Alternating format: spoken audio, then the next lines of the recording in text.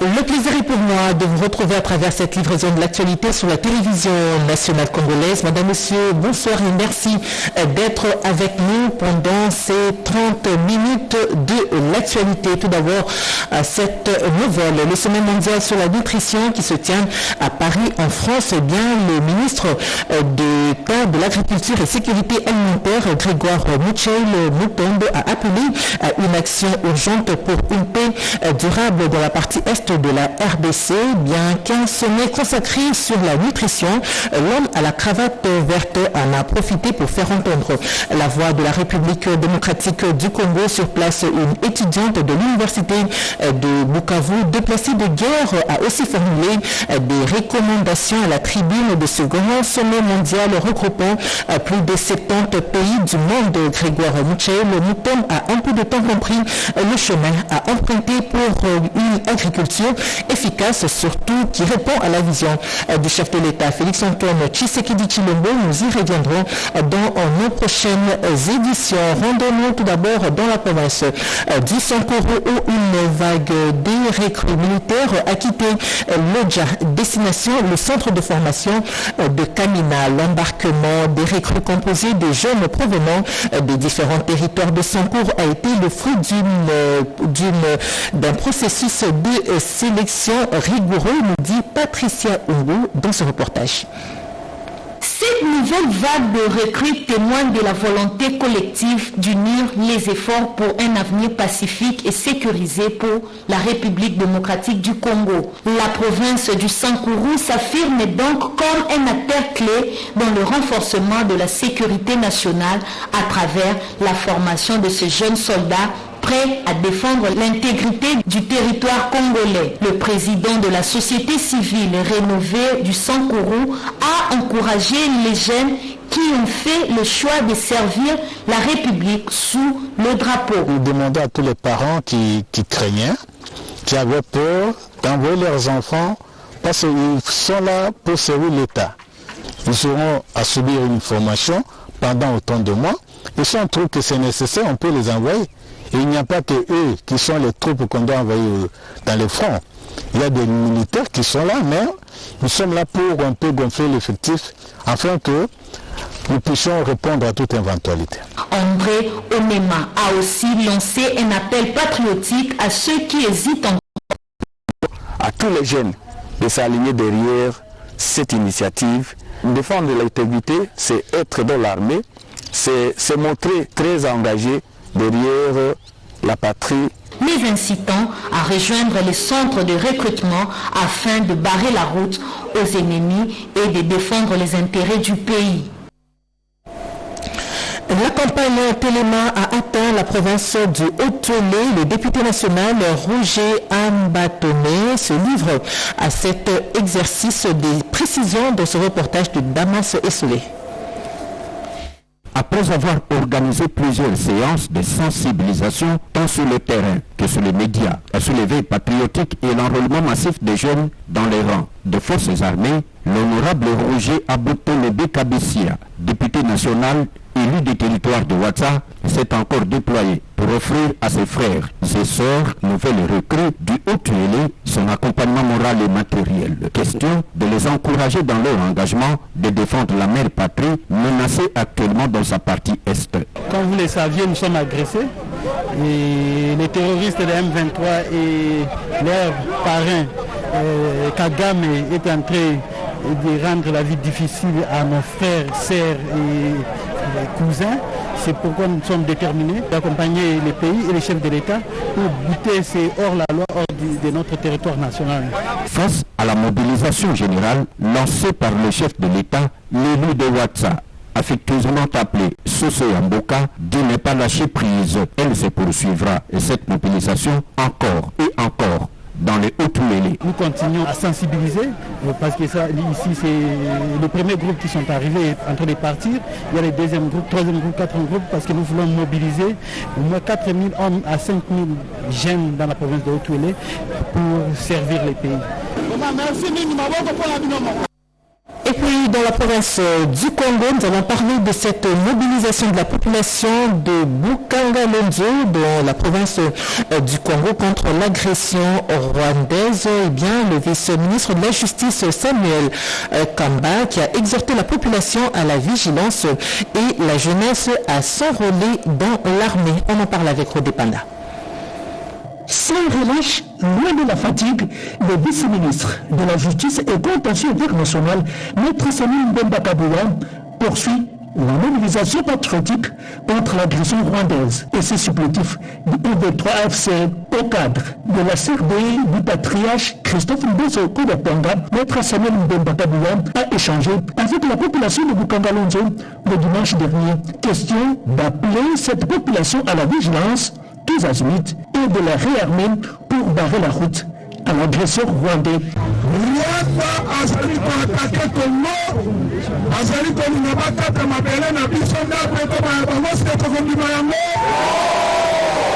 Le message que je vous apporte de la part du chef de l'État, Félix Tshisekedi, est que le Rwanda voudrait occuper notre terre.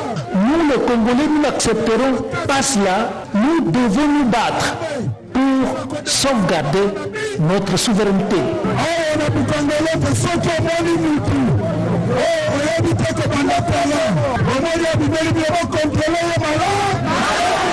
Il faut rester vigilant. Chacun doit connaître celui qui est à ses côtés. Tout individu inconnu, vous devez le contrôler, sinon le dénoncer.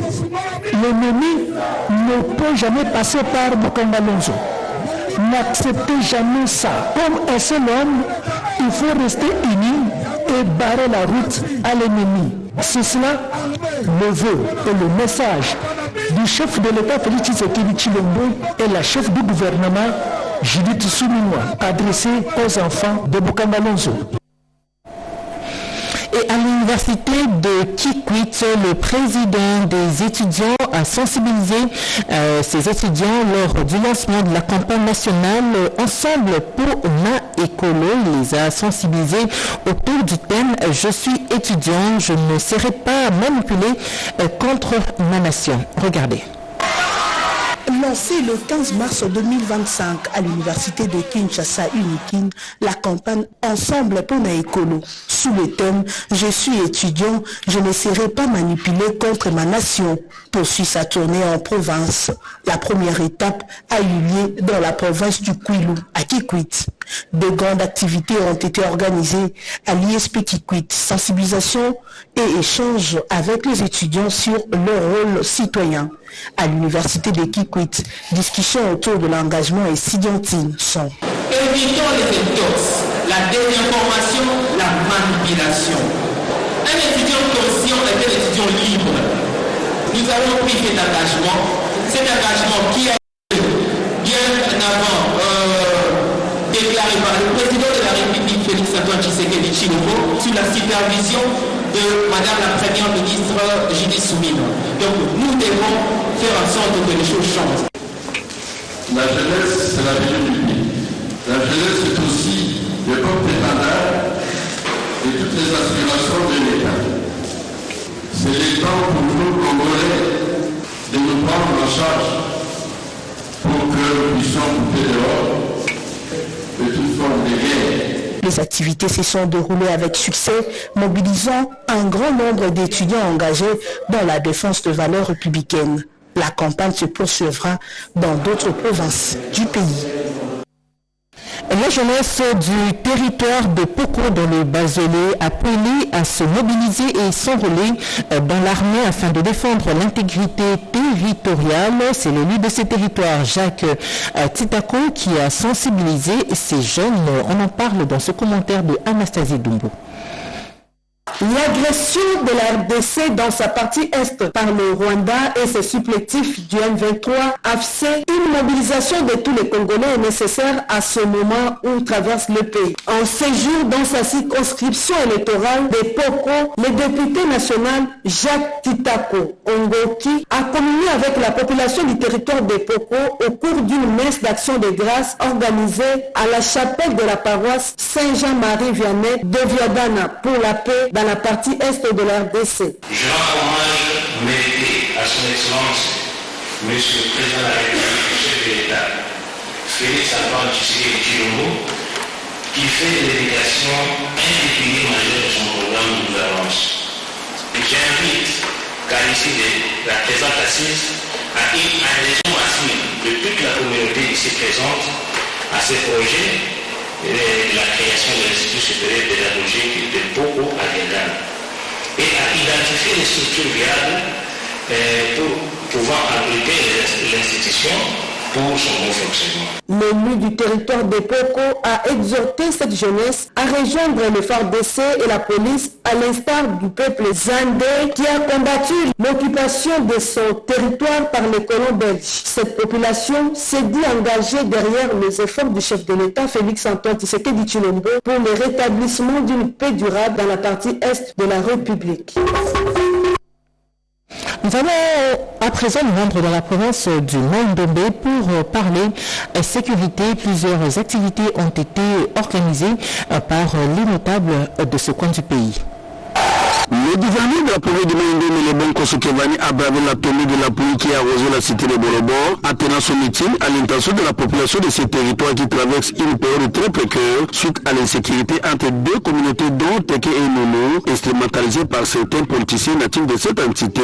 Et la parole en premier, l'administrateur du territoire de Bolobor, Jonathan Epou, n'a pas indiqué que ce conflit peut faire une récupération politicienne basée sur des éléments cachés de certaines des divisions mal prétentionnées. Selon les patrons de l'exécutif provincial du Mai-Ndombe, nous sommes venus pour essayer d'atténuer cette situation parce qu'on ne peut pas parler de développement là où il y a des conflits, on ne peut pas parler de développement là où on est en train d'incendier les maisons des uns et des autres. Je suis vraiment très content, déjà il y a un grand nombre qui est déjà de retour ici à Bolobor et ceux qui traînent encore par-ci par-là, qu'ils puissent revenir parce que la paix est là pour le moment et nous sommes en train de faire en sorte qu'il y ait vraiment une paix durable ici à Bolobor. Le message que nous avons lancé à la population, le message de paix, le message de l'unité, le message du développement et bannir tout ce qui est conflit. Il s'est dépressé que le locataire du gouvernement du Mai-Ndombe séjournera pendant quelques jours à Bolobor et accordera des audiences à toutes les couches de la population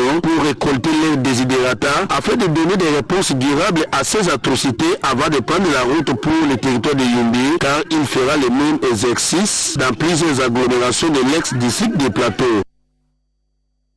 Nous allons parler également de la situation sécuritaire qui prévaut dans la province Kinshasa. Des voix s'élèvent pour le retour à la normale. Regardez. Rien n'est plus important pour un pays que de vivre en paix, sur toute son étendue. C'est en s'appuyant sur ces points de vue que Patrick Kawara, conseiller honoraire du chef de l'État et haut cadre de l'UNC, réagit au regard de la situation sécuritaire qui prévaut dans l'Est de la RDC suite à la guerre d'agression du Rwanda et ses supplétifs du rebelle du M23 AFC.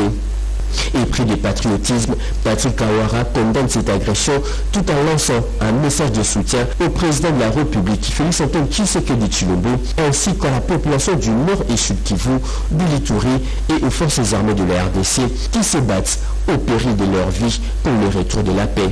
Il estime que c'est important de redonner un nouveau souffle à l'armée congolaise. Il a cependant invité la jeunesse, particulièrement celle de sa base électorale dans le district de la Mukunga, à s'enrôler massivement au sein de l'armée. Nous devons rester tous ensemble soudés, tous unis, la main dans la main. Notre chef de l'État est déterminé à libérer la quasi-totalité de nos territoires occupés par l'agresseur rwandais. L'UNC, à travers son autorité morale, l'honorable Vital Kamerhe, multiplie plusieurs fonds diplomatiques conformément à la vision du chef de l'État pour objectif d'amener la paix dans la partie est de notre pays. Patrick Kawara accorde toutefois son soutien à tout processus qui permettra le retour de la paix en RDC, insiste-t-il que cela doit se faire sans qu'un millimètre de son territoire ne soit cédé.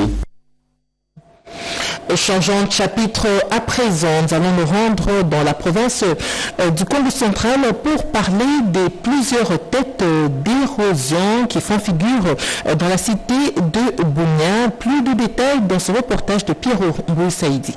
L'exécutif provincial du Congo central, qui dirige le gouverneur Grace Kwanga Manswangi Bilolo, par le truchement de l'agence des travaux publics ATPKC, s'en vante à guerre contre toutes les têtes d'érosion qui ont élu domicile dans les 2 villes et 10 territoires qui comptent cette province chère au Congo. Fort de cette ferme volontaire républicaine avérée, l'autorité provinciale, après avoir été informée de la destruction de la digue laissée par le Belge, qui vient depuis de 50 ans, suite à un éboulement causé par les pluies diluviennes qui avaient arrosé la ville portuaire de Matadi, causant une tête d'érosion de plus de 20 mètres de profondeur, causant d'énormes embouteillages et bouchons monstrueux. Au quartier Bouima, à quelques encablures de la cour d'ordre militaire, vers la place des pneus, longeant ainsi la chaussée qui monte vers le quartier Ntsassa, le gouverneur Bilolo a instruit la TPKC de redorer ses blasons infrastructurels ternis avec l'exécution des travaux de réhabilitation et de modernisation de cet endroit très fréquenté par les Matadiens. Le chef de l'État a donné des instructions au gouverneur de province qui sont ses bras séculiers dans les provinces.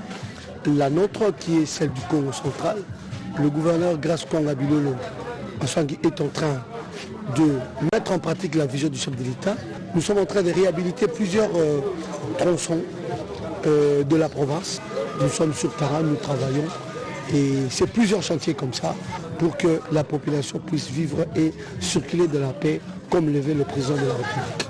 Estimé à 1 mois et demi, les travaux qui seront exécutés par l'agence des travaux publics du Congo central pour réhabiliter cet effondrement dû à l'éboulement de cette érosion vont consister à la redimensionnement de la chaussée et la construction des caniveaux, à même d'évacuer les eaux des pluies, gage de la fluidité du transport routier à Bouima. Vers la concrétisation du projet de 2 gouvernements, à savoir la République démocratique du Congo et le Soudan du Sud, sur le projet démocratisation des frontières qui séparent les 2 pays. Eh bien, les experts de ces 2 pays se sont réunis ici à Kinshasa pour adopter le projet du budget alloué pour le traçage des frontières. Explication Bobo Mukunzi. Après 2 jours d'intenses travaux, la délégation du Soudan du Sud et celle de la République démocratique du Congo ont enfin tablé sur les moyens pouvant conduire vers la concrétisation de la volonté des 2 gouvernements relatifs au projet de démarcation des frontières qui séparent ces 2 pays. 2 temps forts ont marqué cette dernière journée. D'abord l'exposé des représentants du Soudan du Sud qui relève l'impact socio-économique de la matérialisation de ces projets de traçage des frontières. La commission technique mixte a convenu ce qui suit. Mobiliser les ressources nécessaires par les 2 gouvernements, soumettre le budget de démarcation et le programme de sensibilisation au programme frontière de l'Union africaine, tenir la 4e session de la commission technique mixte à Djouba en vue de procéder au lancement des travaux de sensibilisation et de reconnaissance. Célestin Guiandila, secrétaire permanent de la commission permanente des frontières et chef de délégation de la RDC, a salué à son tour la ferme volonté des chefs d'État de ces 2 pays visant à favoriser la cohabitation pacifique entre les 2 peuples. Je réitère ma demande aux 2 gouvernements respectifs, celle de débloquer les moyens substantiels en vue de respecter le chronogramme arrêté en bilatéral. La commission technique mixte mise en place est chargée notamment d'évaluer un budget adéquat à allouer à ces projets de démarcation des frontières qui sera soumis aux 2 gouvernements respectifs pour approbation et éventuelle mise en exécution dans le but du lancement effectif du projet. La rapporteure adjointe de l'Assemblée nationale a pris part à la conférence sur la masculinité positive avec la MONUSCO Chimendondo. L'honorable rapporteur adjoint de l'Assemblée nationale, la princesse Dominique Munongo Inamizi, a participé à la journée de mobilisation nationale sur la masculinité positive pour la participation politique de femmes par des actes et non par le parole. Pour moi, c'est une bonne chose que tout le monde s'approprie un peu de cette date du 31 mars, donc c'est très bientôt. Et donc nous serons là pour encourager les hommes, nos collègues parlementaires, pour qu'ils viennent nombreux signer cette déclaration et encourager les femmes qu'on soit plus nombreuses, tant à l'Assemblée, tant au gouvernement, tant dans toutes les instances de prise de décision de la RDC. C'est une bonne chose. Tenu ce mercredi 26 mars 2025 dans la salle de la MONUSCO à la concession UTEX Africa, initiée par le ministère du Genre, Famille et Enfants. Cette activité avait pour objectif d'appuyer une initiative concrète portée par les hommes décideurs du Parlement et de chefs de partis politiques à s'engager sur les réformes de la loi électorale en vue d'améliorer la représentativité de femmes. Poursuivant ce journal, la vice-ministre de l'Intérieur, Eugénie Tchela, a eu un moment d'échange avec les épouses des policiers et militaires. Elle les a encouragées à soutenir les efforts de leur mari au front. Regardez. C'est une ambiance électrique au Concabila à la clôture des activités du mois de la femme par la vice-ministre de l'Intérieur, Eugénie Tchela Kamba, porteuse de la bonne nouvelle sur la majoration de soldes de policiers et militaires par le chef de l'État et commandant suprême Félix-Antoine Tshisekedi Tshilombo. Occasion pour le numéro 2 de la territoriale d'appeler les enfants de policiers et militaires, surtout les jeunes filles, à rejoindre l'armée et la police.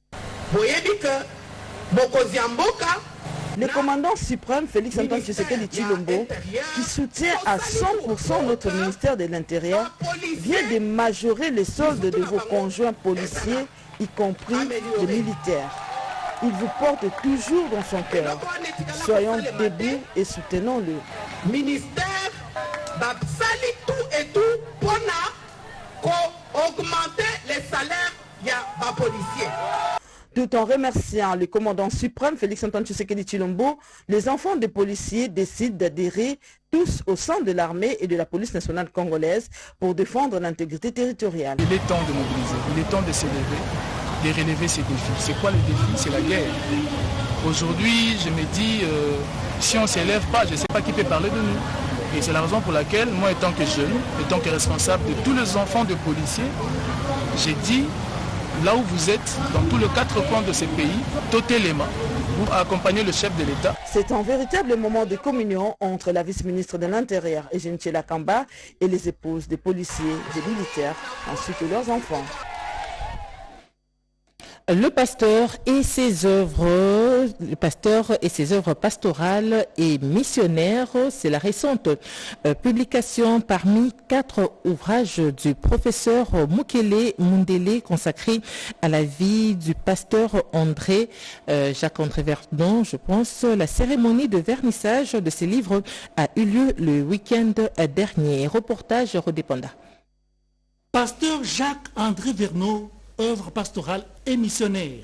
Ce nouvel ouvrage vient rejoindre le monde de la littérature sociale et religieuse Mundele Albert. Cet auteur est allé plus loin jusqu'à franchir toutes les étapes du savoir pour présenter la vie et les œuvres de ces missionnaires influents en RDC et pérenniser ces œuvres pastorales. Ces scientifiques inspirés de la confidence divine, des louanges à l'Éternel en différentes langues, ces passionnés dans la vie de ces puissants hommes de Dieu. Les enseignements, les prédications axées sur la repentance, la foi, l'intégrité et la crainte de Dieu dispensés par Jacques Verdon rapprochent de la présence de Dieu. Au cours de la cérémonie de vernissage de ces ouvrages, une édification totale a envahi l'auguste assemblée. Pour l'auteur de cet ouvrage, Albert Mundeke, la vision de ces missionnaires repose sur l'évangélisation, la formation des disciples et l'implantation des églises dont les caractéristiques et fondements sont prophétiques et apostoliques. Dieu nous a envoyés au pays. Cet homme qui a travaillé dans l'intégrité, honnêteté, cet homme qui était le modèle, un homme qui n'avait pas d'ambition d'enrichissement, mais qui est venu donner sa vie pour les Congolais en les prêchant l'évangile pur. L'argent qu'on lui donnait, il finançait dans mission et formation des disciples. Et voilà. Adorer l'Éternel Dieu comme David, exégétique de Genèse et promotion du travail, défi de la doctrine sociale de l'Église congolaise, théologie de la pauvreté dans le contexte biblique et ecclésial. Ce sont là les 4 ouvrages publiés par le professeur docteur Mundele Albert, qui retrace la vie de l'Église et de ses serviteurs. Le directeur général de l'INBTP, Cédric Mounyenze, a, au cours d'une conférence débat animée à l'occasion de la clôture du mois dédié aux droits de femmes, démontré l'importance de la femme au centre de tous les projets. Reportage. La femme congolaise au centre de toutes les ambitions, c'est le thème choisi pour cette journée d'échange entre les femmes de la chancellerie des ordres nationaux. L'assistance a eu droit à différents exposés axés pour la plupart sur le rôle et la place de la femme dans l'administration publique. Pour ces femmes, le droit de femme au travail progresse, mais des obstacles demeurent encore nombreux. Voilà pourquoi il faut continuer le combat de l'égalité de genre. Elle milite cependant pour la promotion de la femme dans le poste de décision. Ces assises ont permis à l'adjointe féminine de la chancellerie des ordres nationaux de révéler ses ambitions et de faire des propositions en vue de faire de l'égalité des sexes une réalité au sein de l'administration publique. Nous avons organisé ces cas pour sensibiliser les femmes de la chancellerie des ordres nationaux, pour les motiver à avoir des ambitions, pour voir trop loin, afin de lutter contre la discrimination faite à la femme. Cette rencontre a été sanctionnée par un plaidoyer en faveur des droits de la femme. Il est bon, désormais, pour exercer comme pasteur en République démocratique du Congo, il faudra avoir un permis d'exercice de culte, une innovation apportée par le ministre de la Justice et garde de Sceaux Constant Moutamba. C'est dans le but d'assainir le secteur des églises. Cédric Kenina pour le commentaire. Je viens pour confirmer à toutes les confessions religieuses, aux communautés confessionnelles et aux églises, paroisses et autres, que le processus de l'octroi du permis d'exercice de culte que son Excellence Monsieur le ministre d'État a lancé le 26 continue. Le processus va se faire moyennant un coût et qui doit compenser le frais technique. Les informations selon lesquelles ça doit se faire gratuitement, c'est le gouvernement qui doit le faire et tout ça, ce sont des paroles qui sont mal placées. À travers cet identifiant que nous appelons le permis d'exercice, la charge revient à celui qui doit porter cette carte. Alors sur le plan technique et pratique, il faut retenir que ce n'est pas individuellement que les gens doivent venir. Chaque confession religieuse avec ses communautés doivent procéder au répertoire, répertorier les personnes qui sont éligibles pour la carte.